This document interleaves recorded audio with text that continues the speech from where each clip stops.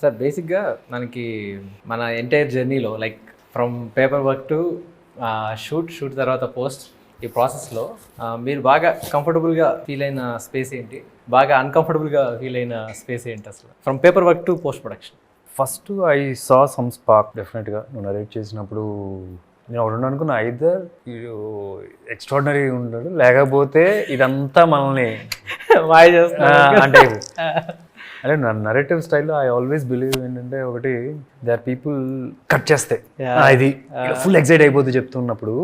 They are two things, either they are very connected and ఈ story in లోపల నుంచి వస్తుంది, లేదు అంటే వీడిని ఎలా పట్టేయాలి. సో అలా ఉంటాయి అనమాట కొన్ని నేను నరేషన్స్లో. So I just felt that స్టార్టింగ్లో. అండ్ దెర్ ఈస్ సమ్, అంటే నేను పర్సనల్గా కూడా చూస్తాను, అంటే వాట్ ఎవర్ ఎవరైనా నేను రైటర్గా రాస్తున్నప్పుడు, ఏ డైరెక్టర్ అయినా సరే సొంతంగా స్క్రిప్ట్ రాసుకున్నప్పుడు ఏమొస్తుంది అంటే, వాళ్ళు స్వతహాగా ఉన్నప్పుడే వస్తుంది. Right, that person should be something interesting. తేడా గిడా అని పక్కన గుడ్ బ్యాడ్ అన్ని పక్కన పెడితే దే షుడ్ బి సంథింగ్. విన్నప్పుడు దెర్ ఈస్ సంథింగ్, నువ్వు టకటక మాట్లాడేస్తావు, అది యాంగ్జైటీయా అది అనుకోవచ్చు. కాకపోతే there something is not like ఇప్పుడు మనం 10 మందిని చూసామంటే, ఒక 10 మందిలో ఈ ఇతనిలో ఏదో ఉంది, అది గుడ్డా బ్యాడో తెలియదు, దట్ ఈస్ దేర్, అదైతే కనిపించింది నాకు. సో రైటర్గా రాసేటప్పుడు కూడా అలాంటి వాళ్ళు, అలాంటి కొద్దిగా రెగ్యులర్గా కనిపించే క్యారెక్టర్లు కాకుండా రాస్తారన్న ఒక ఫీలింగ్ అయితే వచ్చింది. Every director whatever whoever I work, Indraganti garu చూసారంటే, ఇంద్రగంటి గారికి భాష మీద పట్టు ఉంటుంది చూడు, that I can see in the writing. The way handles some films also, or కొద్దిగా మాట్లాడుతున్నప్పుడు ఆయన క్యారెక్టర్స్ కూడా సంథింగ్ లేదు.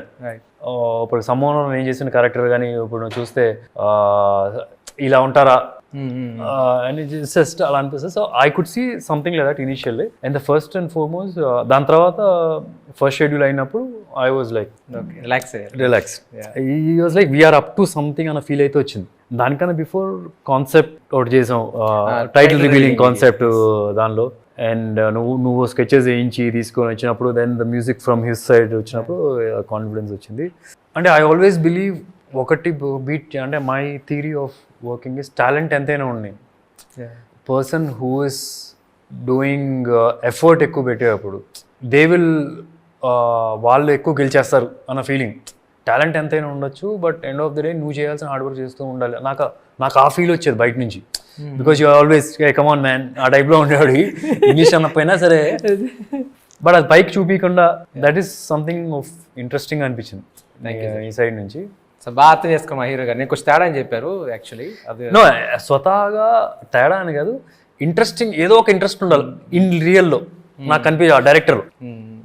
అప్పుడు ఆ రాసే కథలు కూడా అలాగే ఉంటాయి. బట్ యాక్చువల్లీ మీరు వెరీ స్మార్ట్, మీరు నటిస్తే పెట్టేస్తారు కదా. యాక్చువల్లీ నేను అదే అబ్జర్వ్ చేస్తున్నాను. ఈ జర్నీలో మీ ముందు ఎవరు యాక్ట్ చేయకూడదు, లైక్ అంటే మీ ముందు ఏదో ఇంప్రెస్ చేయడానికో, లేకపోతే మీరు ఒరిజినల్గా ఉంటే ఆడు గ్రే అయినా ఆడు బ్లాక్ అయినా మీరు okay and as a person. And ఏదో మిమ్మల్ని ఇంప్రెస్ చేయడానికి చేస్తే మాత్రం పట్టేస్తారు. అది నేను అబ్జర్వ్ చేశాను చాలా సార్లు. నేను first and foremost you didn't say, అంటే నాకు ఎవరైనా సరే వచ్చి ఇది ఆ పలానా సినిమాలో ఉంటుంది సార్ అన్నప్పుడు ఇంక అయిపోయింది. నాకేంటంటే పలానా సినిమాలో ఉంటుందంటే ఆల్రెడీ ఆ పలానా సినిమా ఉంది కదా, ఇంకా నువ్వు అన్న ఫీలింగ్ వస్తుంది. సో లక్కీలీ ఇంత కథమని చెప్పి you never set those words. You're not comparing yourself. In case you set this like a Pushpa, or in case you set some other film అంటే అక్కడే ఇంటెన్షన్ గా కూడా అది లేదు కాబట్టి చెప్పలేదు నేను.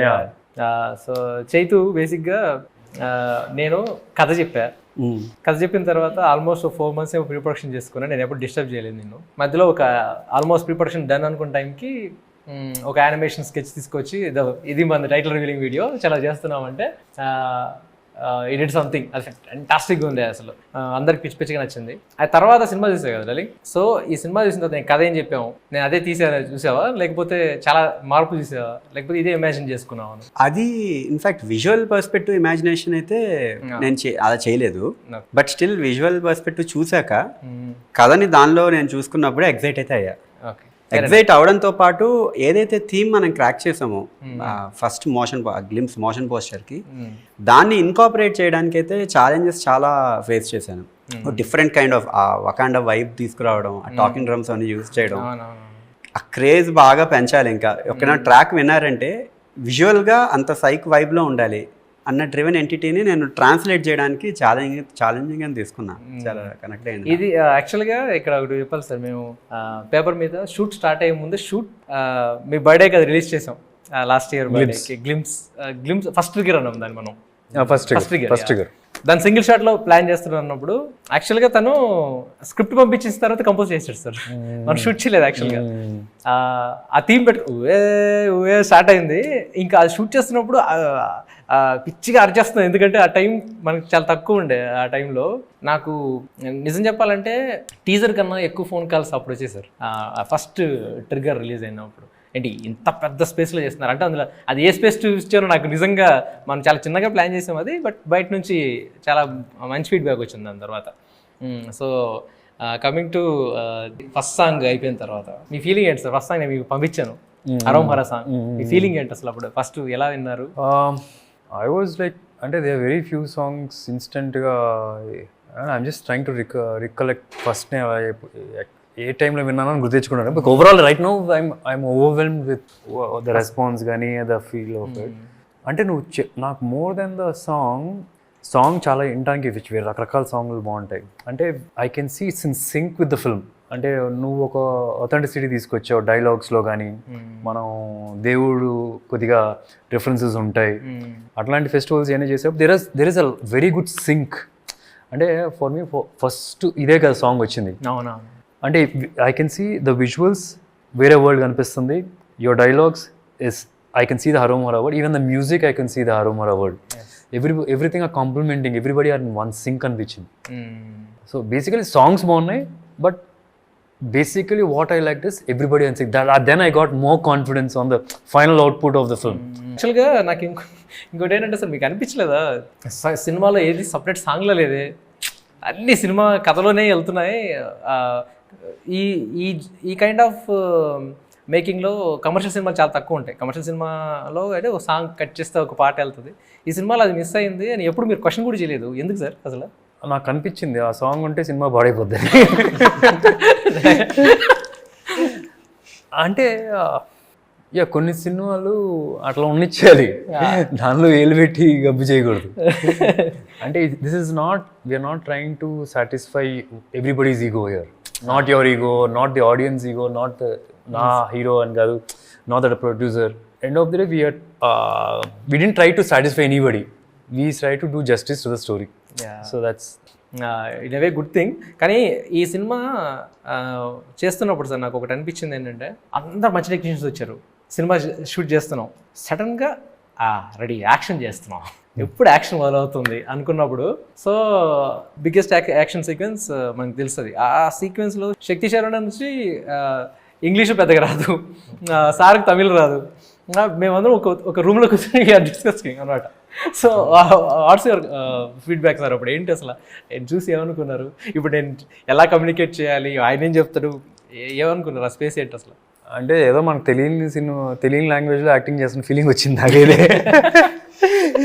నో బట్ స్టిల్ ఎక్సైట్మెంట్ అయితే కనిపిస్తుంది కదా. ఎక్సైట్మెంట్ అయితే I think is a super fine శక్తి సదన్. I'm telling you, he'll do with big films. What a fine. అంటే నువ్వు నాకు 2-3 రిఫరెన్సెస్ తీసుకొచ్చావు, ఈ ఫైట్ మాస్టర్, ఆ fight master. Finally we all sat together for him. He is an extraordinary find అనిపిస్తుంది. Sir ఇప్పుడు మీ క్వశ్చన్ తెచ్చుకోండి, ఆయన పేరు ఏంటి? శక్తి శర్వణ్, అగైన్ సుబ్రహ్మణ్య స్వామి పేరు. మనం అడగలేదు అది. సో ఇలాంటివి చాలా జరిగాయి. ఈ స్పేస్లోకి వెళ్తే ఫాక్సీ ఉన్నాడు. నేను ఫాక్సీని ఈ సినిమాకి ఎందుకు తీసుకున్నాను, నా ఫ్రెండ్ కాబట్టి తీసుకున్నాను. యాక్చువల్లీ ఫాక్సీ విలాక్ష కృతిక నక్షత్రం, అగైన్ సుబ్రహ్మణ్య స్వామి. సో నాకు ఇలా సెంటిమెంట్ బేసిక్గా. సుమంత్ ఫాదర్ పేరు సుబ్రహ్మణ్యం గారు, మీకు తెలుసు. అది ఇవన్నీ నేను అనుకుంది కాదు, ఇది జరిగింది. ఈ స్పేస్లో నేను చాలాసార్లు, అంటే నాకేదో మరీ చాదస్తం కాదు కానీ నాకు కొన్ని సెంటిమెంట్లు ఉంటాయి. నేను వృద్ధేస్తుంటాను కూడా టీం అందరి మీద. ఈ వృద్ధేస్తున్నప్పుడు మీకు ఏమనిపిస్తుంది సార్? అరే ఇది చాలా ఆపేరా, ఎవరి ఎక్కువ అని మీకు అనిపించిందా? నాకు అట్లా కాదు, కాకపోతే నాకు ఎక్కడో ఒక నువ్వేం చెప్తే చేయాలనిపిస్తుంది. అంటే ఇన్ రియల్ లైఫ్ కూడా నా స్టిల్ రిమెంబర్, నువ్వు వచ్చి సార్ మీ కార్ బ్లాక్ ఉంది మార్చేయండి అన్నారు. నాకు ఎక్కడో ఏంటంటే నాట్ అబౌట్ డైరెక్షన్ క్వాలిటీస్ అన్ని సినిమాకి పక్కన పెడితే I feel you have that knowledge on ఇవన్నీ కూడా, ఈ పూజలు వీజులు అన్ని దేవుడి గురించి, న్యూమరాలజీ ఇవన్నీ కూడా. And somewhere I feel like I believe it or I don't believe it అని పక్కన పెడితే I feel like doing it, maybe is right అన్న టైప్లో ఏమేమి మార్చాడు తెలిసి చెప్తాను. ఒకటి నా కారు కలర్ మార్చమంటారు, కలర్ మార్చేసాను. ఇంకోటి ఇంట్లో వచ్చిన వెంటనే ఏదో చెప్పాడు, ఇక్కడ ఈ స్వామి ఉండకూడదు, ఇక్కడ ఆ స్వామి ఉండకూడదు అని, అది చేసాం. ఒకరోజు గుమ్మడికాయ ఏదో ఇదే అంటే ఇచ్చి పంపించేసాడు, ఇంట్లో గుమ్మడికాయ ఏదో మార్చేసాం. చాలా చేస్తారు.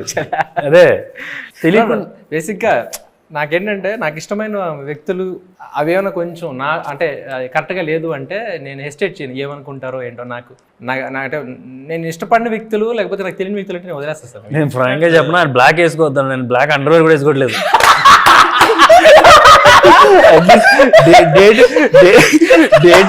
డేట్ అనౌన్స్ అయిన దగ్గర బ్లాక్ సార్ యాక్చువల్గా అది చేంజ్ తీసుకొస్తుంది పక్క.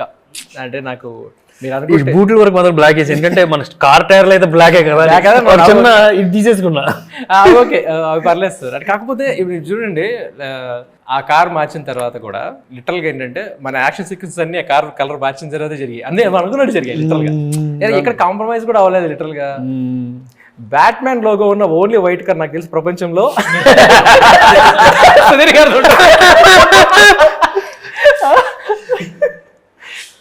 సో బ్యాక్గ్రౌండ్ ముసలోడు అయిపోయేప్పటికి అది వైట్ అయింది అనమాట. ఓకే, సో బ్యాట్మ్యాన్ కార్ కూడా ముసలోడు వైట్ అయిపోయింది అనమాట. ఇక సరే, ఈ తర్వాత మొన్న ఎల్లమ్మ థీమ్ కానీ అదే రాకెట్ లాంచర్ దగ్గర ఇవన్నీ విన్నప్పుడు ఇదేంటి మొత్తం మ్యూజికల్ చేసేసారు ఈ సినిమాని అనిపించలేదా మీకు? Like just enjoying sir literal గా background score. We need that, ఈ సినిమాకి అట్లా కావాలి.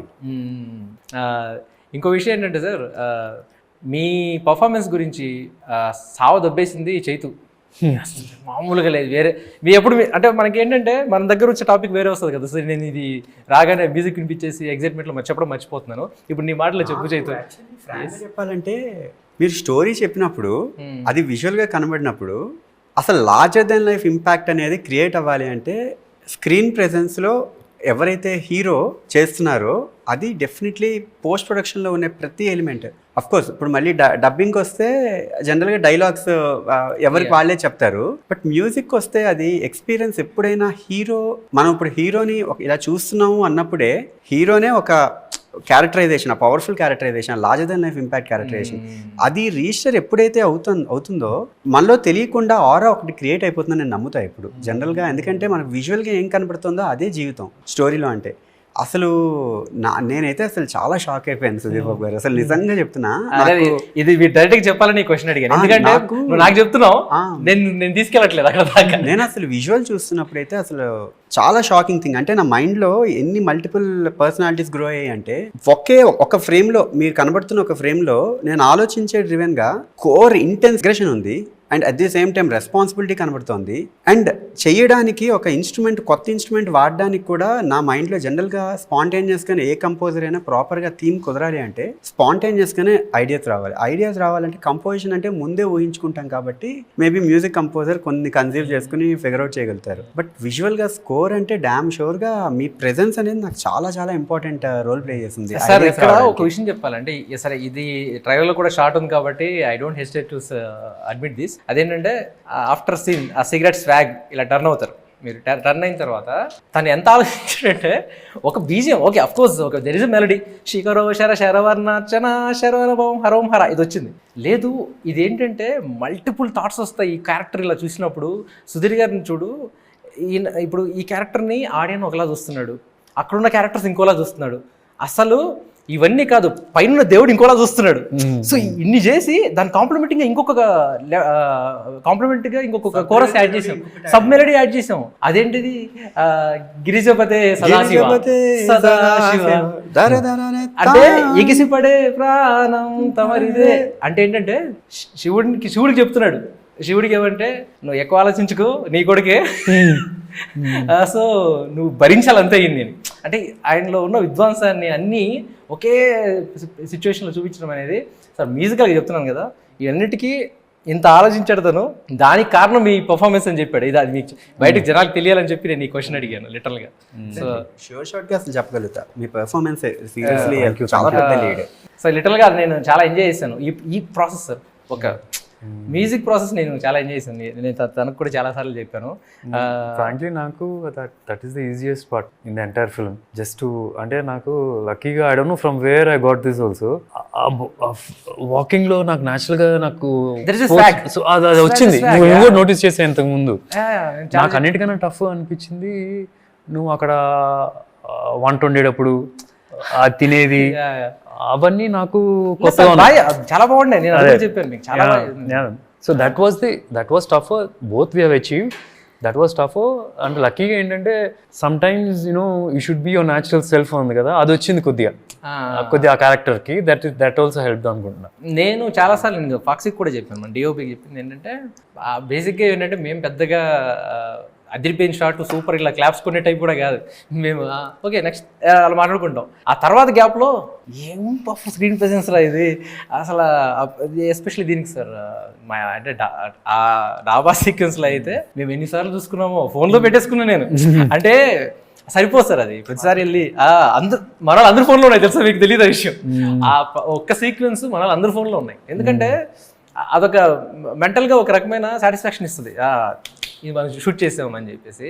అది ఇప్పటికీ అలాగే ఉన్నాయి లిటరల్గా. ఇలాంటి సీక్వెన్స్ ఇంకొకటి ఏంటంటే నాకు అనిపించింది, అర్ధరాత్రులు చేసాం, పొద్దున్న 5 గంటల వరకు చేస్తూనే ఉన్నాం. ఎప్పుడు సుధీర్ గారు కూడా క్వశ్చన్ కూడా ఇంకెంతసేపు షూట్ చేస్తున్నారు ఎప్పుడట్లా నీకు ఓకేనా అంటే కాల్ షీట్ పెరుగుతుంది, ప్రొడ్యూసర్ సైడ్ నుంచి ప్రెషర్ ఉంటుందో, ఈ క్వశ్చన్స్ తప్పితే నన్ను ఎందుకు ఎంతసేపు చేయిస్తున్నారు ఎప్పుడు ఒక్కసారి కూడా అడగలేదు. మీకు తెలియదు కదా అని చెప్తున్నా. అయితే ఒకసారి ఇలా చేస్తున్నప్పుడు నాకు తెలిసి ఆల్మోస్ట్ 24 hours రీచ్ అయిపోయాం. మార్నింగ్ 6 నుంచి స్టార్ట్ చేసాం, next day morning 5:30. Same energy అందరం. అంటే ఇప్పుడు మేము అలా ఉన్నాము అంటే దానికి రీజన్ ఏంటంటే హీరో సైడ్ నుంచి సేమ్ ఎనర్జీ. అలసిపోలేదు మేము, ఇంకా తనకు కూడా తెలుసు ఎవరు అలసిపోలేదు. లిటరల్గా మీకు గుర్తుంటే సార్ ఆ రోజు సన్ రైజ్ చూసి ప్యాకప్ చెప్పాము మనం. Sunrise to sunrise బేసిక్గా ఆ రోజు ఆ స్కెడ్యూల్ తెలిసి జెన్యూన్ గా మూవీ ఎక్స్పీరియన్స్, ఆ వర్క్ ఫ్లో ఎక్స్పీరియన్స్ ని ఎంజాయ్ చేస్తే అసలు మనకు స్ట్రెయిన్ తెలీదు. మేబీ అదే జరిగింది. అదే రీజన్ అదే జరిగింది నాకు. అంటే ప్రాసెస్ లో ఇవాల్వ్ అవుతున్నప్పుడు, మన మైండ్ ఇవాల్వ్ అవుతున్నప్పుడు కష్టం తెలియదు. ఇష్టమైన మా డిస్కషన్స్ చేస్తున్నప్పుడు ఎక్కువసేపు మాట్లాడుతూ ఉంటారు, స్ట్రెయిన్ తెలియదు, ఆకలి వేస్తున్న టైం తెలియదు. నేను అది నమ్ముతాను. మ్యూజిక్ స్కోర్ యాక్చువల్లీ ఫ్రాంక్గా చెప్పాలంటే ఆ సీన్ ఏదైతే ఉందో శిఖర్ శరవర్ణాచన, ఆ సీన్ దగ్గర చేసిన థీము మన ఇంటర్వెల్ బ్యాంగ్లో వచ్చే సీక్వెన్స్. యాక్చువల్లీ ఆ సీన్ పెట్టుకొని నేను ఆల్మోస్ట్ లైక్ 4-5 థీమ్స్ అందులో మన మూవీలో ప్రాపర్గా క్రాక్ అయినవి. అసలు ఆ స్వాగ్ గానే ఎక్స్ట్రాడినరీగా నాకు అసలు ఇన్స్పిరేషన్ నిజంగా. శిఖరో శిర శరవన్నాచన శరవణ పవం హరం హర అదొకటి. అండ్ తందరధరం ధరధార ధిర ధిర ధిరధరధం ధరధార ధర ధిర, అది ఇన్ఫాక్ట్ మెలడీ చెప్పిన పాడలేరు, మాకే గుర్తురావు పదాలు, అవి చాలా కష్టంగా ఉంటాయి అసలు. ఇన్ఫాక్ట్ ఇంకొక చాలా పాజిటివ్ థింగ్ మనకి లక్ ఏం జరిగిందంటే కొలాబరేటివ్ అప్రోచ్ లో హర్ష అని అతను లిరిక్ రైటర్, అసలు అవుట్ స్టాండింగ్ టాలెంట్. అసలు స్పాంటేనియస్ గా అప్పటికప్పుడు ఒక ఐడియా తత్కారమే. నాకు జనరల్ గా చాలా వరకు కాంప్లికేటెడ్ అంటారు అందరూ. ఇప్పుడు తందరధరం ధరధార ధర ధిర ధిరధరధం ధరధార ధర ధిర ధరధరం ధరధార ధర ధిర ధరధరం ధరం తరే. ఇక్కడ సార్ బేసిక్ గా చాలా మంది నేను ఫేస్ చేసింది లిరిక్ రైటర్లు ఏంటంటే కష్టంగా ఉందండి తత్కారం, ఇక్కడ మీరు ట్యూన్ మార్చుకోండి అంటే నాకు పిచ్చి కోపం వస్తుంది సార్. నాకు మామూలుగానే చాలా కోపం. సౌండింగ్లో నేను అసలు కాంప్రమైజ్ అవ్వలేను. అంటే మ్యూజిక్ కంపోజర్ సైడ్ నుంచి నాకు ఆలోచించడం కాదు, పర్సనల్గా నాకు ఇష్టం ఉండదు తత్కారం. ఎందుకు మార్చాలి? ఈవెన్ అసలు గ్లిమ్స్ దానిలో వాలవని పరవేష్టి ఘనమర్చితాఖిల లోక దుహిత ధ్వంస స్తంభోద్భవ శివ సుబ్రహ్మణ్య అక్కడికి వెళ్ళింది. అండ్ అసలు అది ఇక్కడ కూడా మనకి నిజంగా అంత విద్వత్తున్న వాళ్ళు దొరికారు సార్. కళ్యాణ్ చక్రవర్తి గారు అసలు అవుట్ స్టాండింగ్ డెఫినెట్గా పుట్టించారు అసలు. ఈ స్కోర్ నిజంగా చెప్తున్నాను సార్. ఆడియన్స్ థియేటర్లో బయటకు వచ్చిన తర్వాత ఓఎస్టీ కోసం వెయిట్ చేస్తారు. నాకు ఫస్ట్ టైం ఇలాంటి ఓఎస్టీ కోసం, అంటే ఓఎస్టీ చాలా వచ్చాయి, ఒక మంచి techno kind of ఈడియం kind style. ఇది పీక్ యాక్చువల్గా ఎల్లమ్మ అందులో నాటు స్వాగ్, అది నాటు స్వాగ్ పర్ఫార్మెన్స్ ఇచ్చింది సార్. లిటరల్గా అది ఎక్కడి నుంచి వచ్చింది అని చెప్తున్నాడు. ముందు నుంచి క్రాక్ చేశాడు. ఫస్ట్ టైం సుబ్రహ్మణ్యం ఇక్కడ మామూలుగా కూర్చునే స్టైల్ ఒకటి ఉంటుంది. సుబ్రహ్మణ్యం నాలో భయం కనిపిస్తుంది నీకే. అక్కడి నుంచి వచ్చింది అసలు, అక్కడి నుంచి వచ్చింది అనమాట. నాకు అసలు ఎంత బాగా అనిపించిందంటే ఏంటిది ఇది ఇది ఇది వేరే దీనికి ట్రాన్స్ఫర్ తీసుకెళ్తుంది అని చెప్పి వాడాలి, మళ్ళీ మళ్ళీ వాడాలి దీన్ని అనిపించింది. కట్ చేస్తే మళ్ళీ నాకు అసలు ఇవన్నీ ఒకటి పెడితే క్లైమాక్స్ లో వచ్చే సీక్వెన్స్ మళ్ళీ చెప్తే మళ్ళీ అదే లేదు క్లైమాక్స్ అని చెప్పొచ్చులే, అది తెలియదు. క్లైమాక్స్ సీక్వెన్స్ లో వచ్చిన ఆ బిట్ ఏదో ఉందో అసలు అదిరిపోతుంది అది.